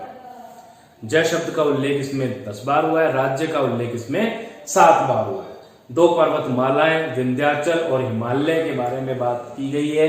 2 नदियों गंगा और यमुना की बात की गई है। ठीक है, और सर्वप्रथम इसे तत्वबोधिनी पत्रिका में भारत भाग्य विधाता के नाम से प्रकाशित किया गया था। यह चीज आपको याद रखनी अति आवश्यक है। इसके बाद हम बात करते हैं जो सबसे अंतिम तीसरा महत्वपूर्ण कार्य हुआ है, वो हुआ है आपका राष्ट्रगीत, जो कि बंकिम चंद्र चटर्जी ने लिखा था। और उपन्यास जो था वो आनंद मठ था।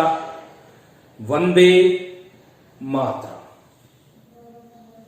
सबसे पहले इसे गाया गया था 1896 के अधिवेशन में, कलकत्ता अधिवेशन में, और उस समय अध्यक्ष जो है रहीमुल्लाह सयानी थे। और अगर आप बात करें मूल भाषा की तो वो मूल भाषा संस्कृत थी। ठीक है, तो ये जो 3 महत्वपूर्ण कार्य हैं ये 24 जनवरी 1950 को किए गए थे, हमारा संविधान लागू होने से 2 दिन पहले। ठीक है, तो हम बात करते हैं कि संविधान जो है वो कितने दिन में बन के तैयार हो गया। 2 वर्ष 11 माह 18 दिन में बनकर तैयार हो गया। ठीक है, अब हम बात करते हैं कि भाई साहब बन के तैयार हो गया। खर्चा हमने बता ही दिया, 64 लाख रुपए खर्च आया था। 60 देशों के संविधानों का अध्ययन किया गया था। 1935 का जो भारत शासन अधिनियम था उसके 3/4 भाग को, कुछ के जो 3/4 जो उपबंध थे उसमें जो 3/4 उपबंध दे रखे हैं उनको कुछ संशोधन करके, कुछ परिवर्तित रूप करके उन्हें ग्रहण यूं का यूं कर लिया गया। ठीक है, जो मूल संविधान है हमारा वो अंग्रेजी लैंग्वेज में लिखा हुआ है, इंग्लिश लैंग्वेज में लिखा गया है। हम जो पढ़ रहे हैं वो हिंदी लैंग्वेज में पढ़ रहे हैं, लेकिन अगर कोई इसमें कहे कि भाई ऑथेंटिक जो चीज है वो क्या है, तो इंग्लिश लैंग्वेज में लिखा गया था। जो उसमें लिखा गया है वो ऑथेंटिक है। हम जो बात बता रहे हैं, जो बोल रहे हैं, वो कैसा है, एक सिंप्लीफाइड रूप है, आप लोग समझ सके वो रूप है। ठीक है, संविधान में जो मूल संविधान था उसमें 80,000 शब्दों का समावेश था, जो आज कुल मिला के लगभग 1,17,000 से भी ज्यादा वर्ष हो चुके हैं। ठीक है, कुल बैठक 166 हुई थी। और अगर आपसे पूछा जाए कि भाई संविधान निर्माण में कितनी बैठकें हुई, तो 165, क्योंकि हम बता चुके हैं कि 11 अधिवेशन यहाँ पे खत्म हो जाते हैं। 12वां अधिवेशन बुलाया जाता है 24 जनवरी 1950 को। तो आखिरी बैठक जो 166वीं बैठक हुई वो भी कब होगी, इसी दिन होगी। तो उससे पहले जो बैठक है 165 वो 26 नवंबर 1949 को ही खत्म हो जाती है। ठीक है, वाचन जो हुए वो 3 बार हुए। एक 4 नवंबर 1948 को प्रथम वाचन हुआ था, जो कि 9 नवंबर 1948 को खत्म हो गया था।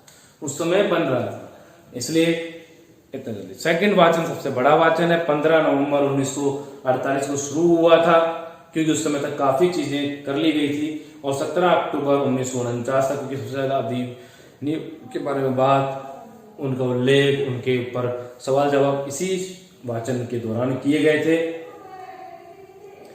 तो ये तो सबसे बड़ा वाचन कहा जाता है 15 नवंबर 1948 से लेकर 17 अक्टूबर 1949 को, और तृतीय वाचन जो है वो 14 नवंबर 1949 को शुरू हुआ और खत्म कब हुआ 26 नवंबर 1949 को, जब सबने उसको अंगीकृत कर लिया। ठीक है, संविधान सभा में हिंदी को राजभाषा, देखिए हिंदी को जो है वो राष्ट्रीय भाषा नहीं राजभाषा बोला गया है, मतलब राजकाज की भाषा, राज्य की भाषा, राज्य नहीं बोला गया, राज्य भाषा नहीं बोला गया, राजभाषा बोला गया है, राजकाज की भाषा।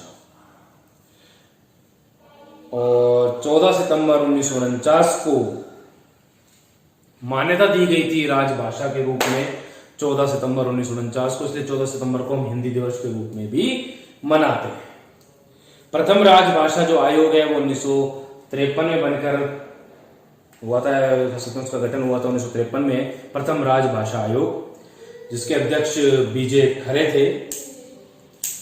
राजभाषा जो है वो भारतीय संविधान के भाग 17 में शामिल की गई और इसकी देवनागरी जो है लिपि है वो बाएं से और दाएं लिखने की लिपि है। ठीक है, अब हम बात करते हैं इसके आगे राष्ट्र चिन्ह के।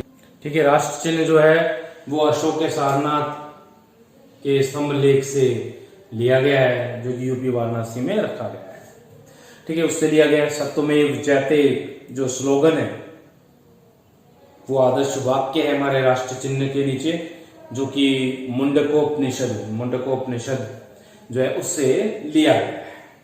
ठीक है, और इसको मान्यता 26 जनवरी 1950 को दी गई थी, राष्ट्र चिन्ह को मान्यता दी गई थी, और राष्ट्र चिन्ह जो है हमारा वो अशोक के सारनाथ स्तंभ से लिया गया है। ठीक है, 26 जनवरी 1950 को इसको मान्यता मिली थी। राष्ट्रध्वज, भारत का जो राष्ट्रध्वज है इसको तिरंगे के रूप में मान्यता 22 जुलाई 1947 को दी गई थी, जो तिरंगा बोला जाता है 3 रंगों का समावेश। और तिरंगा जो सबसे पहले 1907 में जर्मनी में मैडम बीकाजी कामा ने स्टेट गार्ड मैदान में फहराया था, लेकिन उसका प्रारूप और हमारे आज के तिरंगे का प्रारूप काफी अलग है। ठीक है, 3 कलर्स हैं हमारे इसमें। भारत में जो तिरंगा है वो सबसे पहले 31 दिसंबर 1929 को फहराया गया था रावी नदी के तट पर, पूर्ण स्वराज्य की घोषणा करते हुए। लंबाई चौड़ाई जो है वो 3:2 में रखी गई है। डिजाइन पिंगली वेंकैया ने किया है इसका, जो हमारे संविधान में भी गंभीर निष्ठा रखते हैं, पिंगली वेंकैया जी, उन्होंने डिजाइन की थी। संविधान सभा के जनक अगर कैसा कहा जाता है, संविधान सभा का जनक अगर कहते हैं तो BR अम्बेडकर जी को कहा जाता है। ठीक है, अब संविधान सभा के बारे में, देखिए प्रस्तावना के बारे में जैसे कहा गया था, सही संविधान सभा के बारे में भी लोगों ने कहा है। हमारे पंडित जवाहरलाल नेहरू जी संविधान सभा को चलायमान राष्ट्र कहते हैं। ठीक है, ऐसे ही सर आइवर जेनिंग्स जो है वो संविधान सभा को विस्तृत संविधान भी कहते हैं। केसी व्हीयर जो है उन्होंने भारतीय संविधान को अर्धसंघीय कहा है, संघीय भी है परंतु पूर्ण नहीं है, अर्धसंघीय की उपमा दी है। विंस्टन चर्चिल ने हिंदुओं की सभा, भारतीय संविधान सभा को हिंदुओं की सभा बोला है।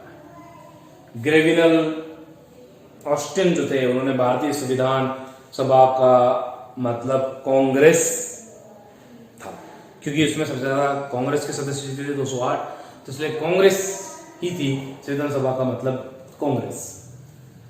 ठीक है, सर आइवर जेनिंग्स ने ही भारतीय संविधान को वकीलों का स्वर्ग भी कहा है, वकीलों का स्वर्ग। अब देखिए, क्योंकि संविधान सभा में मुस्लिम लीग ने शामिल होने से मना कर दिया था, इसलिए चर्चिल ने एक चीज बोली थी कि ऐसा विवाह, एक ऐसा विवाह जिसमें ये दुल्हन गायब है, संविधान सभा को एक ऐसा विवाह बोला कि एक ऐसा विवाह है ये जिसमें इसकी दुल्हन ही गायब है, इसकी दुल्हन तो है ही नहीं, बिना दुल्हन के ही ये विवाह हो रहा है। ठीक है, तो ये कुछ स्टेटमेंट्स थी जो बोली गई हैं हमारे संविधान सभा के लिए। अब हम बात करते हैं सबसे आखिरी चीज, समितियों के ऊपर बात करते हैं कि कौन कौन सी समितियां थी। नमस्कार, देखिए अब हम बात कर रहे हैं हमारे समितियों की। तो समितियों में बात कर रहे हैं तो देखिए ये 17 समितियां थी, जिनमें से 15 समितियां और 2 उप समितियां हैं। मौलिक अधिकार उप समिति और अल्पसंख्यक उप समिति, ये उप समितियां हैं। इसके अलावा ये 15 समितियां हमारे पास संघ शक्ति समिति, संघ संविधान समिति, राज्यों के लिए समिति। इन तीनों समितियों के जो अध्यक्ष थे वो पंडित जवाहरलाल नेहरू जी थे। इसके बाद प्रांतीय संविधान समिति, परामर्श समिति, मौलिक अधिकार समिति और अल्पसंख्यक समिति जो है इसके अध्यक्ष सरदार वल्लभ भाई पटेल जी थे। झंडा समिति के अध्यक्ष जो है वो जेपी कृपलानी है। संचालन समिति, प्रक्रिया नियमन समिति तथा झंडा समिति के अध्यक्ष डॉक्टर राजेंद्र प्रसाद जी थे। इसके बाद सर्वोच्च न्यायालय समिति के अध्यक्ष एस बादाचार्य थे। कार्य संचालन समिति के अध्यक्ष के एम मुंशी जी थे। संविधान सभा के कार्य संबंधी समिति के जीवी मालवंकर जी थे। तथार्थ समिति, देखिए तथार्थ झंडा समिति और तथार्थ समिति दोनों में समझना होगा। तथार्थ झंडा समिति के थे डॉक्टर राजेंद्र प्रसाद, तथार्थ समिति के अध्यक्ष थे एस वर्धा। ठीक है, मौलिक अधिकार उप समिति के अध्यक्ष जेपी कृपलानी और अल्पसंख्यक उप समिति के अध्यक्ष एच.सी. मुखर्जी को बनाया गया था। तो ये टोटल मिला के हमारे पास 17 समितियां हैं। जैसे हम बात कर रहे थे कि संविधान सभा और समितियों के बारे में हम बात करेंगे। संविधान सभा के बारे में जो बात थी वो कंप्लीट हो गई हमारी। संविधान सभा, हमारा संविधान बनके तैयार हो चुका है। अब हम समितियों के ऊपर बात कर रहे हैं। तो ये 17 समितियां हैं। इसके अलावा जो मेन समिति जो संविधान निर्माण में, संविधान सभा के निर्माण में के साथ ही शुरू हो गई थी, संविधान के निर्माण में एक महत्वपूर्ण योगदान देती है, अपना प्रारूप समिति, ड्राफ्ट समिति या मसौदा समिति जिसको कहा जाता है। अब हम उसके बारे में चर्चा करेंगे। आप स्नैपशॉट लेना चाहें तो इसका एक स्नैपशॉट लेकर इसे अपने जहन में याद रख सकते हैं कि कौन सी समिति का अध्यक्ष कौन था, पूछा जाता है।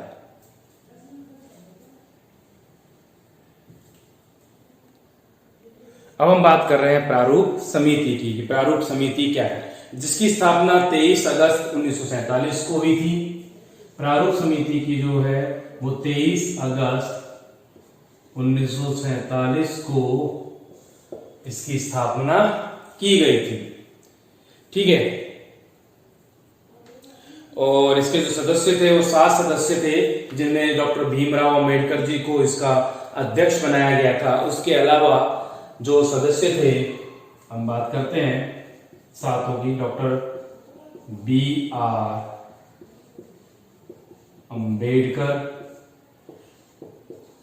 सेकंड थे कृष्णा स्वामी अय्यर, ठीक है, कृष्णा स्वामी अयंकर।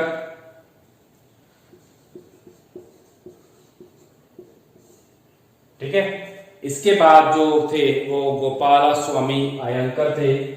तीसरे थे गोपाला स्वामी अयंकर। ठीक है, चौथे जो थे वो थे मोहम्मद सादुल्ला,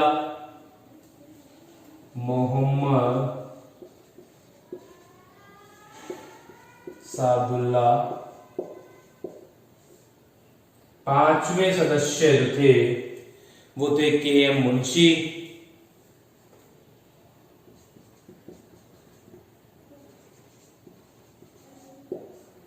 छठे सदस्य थे माधव खरे और लास्ट थे 7वें सदस्य टी कृष्णाचार्य।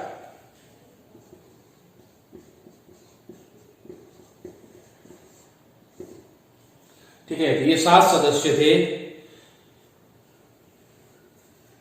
एम माधव जो खड़े हैं ये BL मित्तल के त्याग पत्र देने के बाद बन गए थे, और कृष्णाचारी खैतान के मृत्यु के बाद, DP खैतान जो है, इनका पूरा नाम है DP खैतान, इनकी मृत्यु के बाद T कृष्णाचारी सदस्य बन गए थे। ठीक है,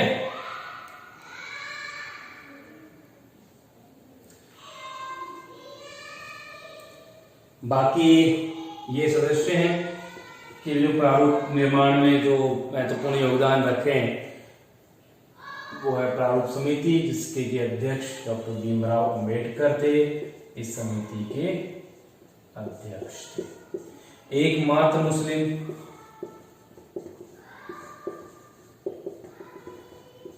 जो व्यक्ति थे वो थे मोहम्मद सदुल्ला, और गैर कांग्रेसी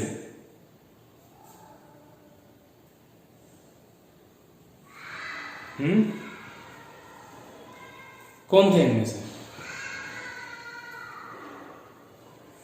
अगर हम गैर कांग्रेसी की बात करें तो इनमें से गैर कांग्रेसी कौन थे?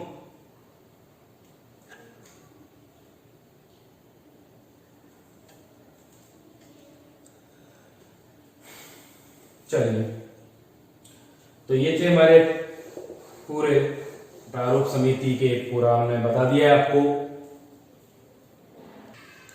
कि मुंशी जी थे।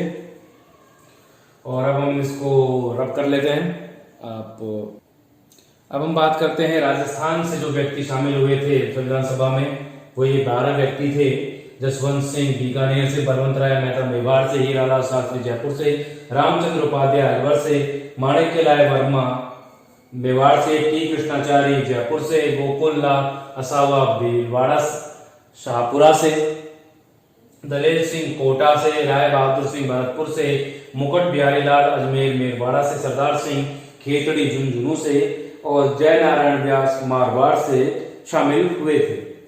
जिनमें से हमें पता है कि अजमेर मेरवाड़ा एक केंद्र शासित प्रदेश चीफ कमिश्नरी क्षेत्र था, तो यहां से क्या होंगे, बंदा निर्वाचित हुए हैं। इसके अलावा जो बाकी शेष 11 हैं ये रियासतें हैं थी उस समय, तो यहां से ये सारे के सारे 11 के 11 क्या हुए हैं, मनोनीत हुए हैं, और एक निर्वाचित हुए हैं मेरवाड़ा से। ठीक है, तो ये आप याद रखिएगा। इसकी एक ट्रिक भी है राजस्थान के इन 12 व्यक्तियों को याद रखने की, कि जब हीरा माटी गोदरा मुकुट सजे, जब हीरा माटी गोदरा मुकुट सजे। ठीक है, तो इस तरह से आज आपका संविधान सभा का ये पूरा सेशन भाग 2 हम समाप्त करते हैं। अब हम संविधान और संविधान के अनुच्छेदों के बारे में बात करेंगे, जिसमें हम संविधान की शुरुआत में कुछ जो टॉपिक्स हैं उनके साथ शुरुआत करेंगे। उसके बाद उसमें विदेशी स्रोत जिनका इस्तेमाल किया गया उनके ऊपर आएंगे, और फिर हम संविधान के अनुच्छेदों को लेंगे। ठीक है, तो हमारा नेक्स्ट वीडियो हम जल्दी ही अपलोड करेंगे। जब तक के लिए शुभ रात्रि, शब खैर। पढ़ते रहिए, निरंतर हमारे टच में बने रहिए। धन्यवाद।